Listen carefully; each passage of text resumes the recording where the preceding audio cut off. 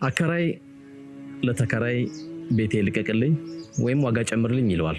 ተከራይ ደግሞ ዋጋ አልጨምርም ቤቱን ግን ለቅልሃለሁ ይለዋል።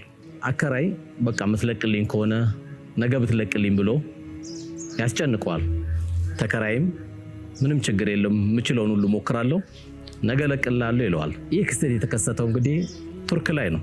ሁለቱ የተነጋገሩት አካሎች ቱርክ ላይ ይህን ውይይት ባደረጉ 24 ሰዓት ባልሞላ የሁለቱም ንብረት በመሬት መንቀጥቀጥ ይጠፋል።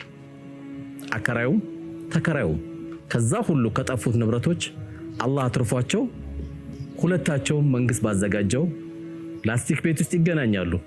በጣም በመገረም ወሬያቸውን ያወጋሉ። ታዲያ ያን የምናወራው የነበረው አንተም ቤት ልትፈልግ እኔም ሌላ ሰው ላከራይ የነበረውን ያወራናቸውን ወሬዎች ለምን ለዓለም ህዝብ አናስተላልፍም ብለው ይሄን መልእክት የውለኛ ማድረሰውናል። አላህ አከራይ ሲያደርግህ የወደደ እንዳይመስልህ ተከራይም ሲያደርግህ የጠላህ እንዳይመስልህ። አላህ ለሚወደውም ለሚጠላውም እቺን የቅርቢቷን ህይወት ሊሰጥ ይችላል።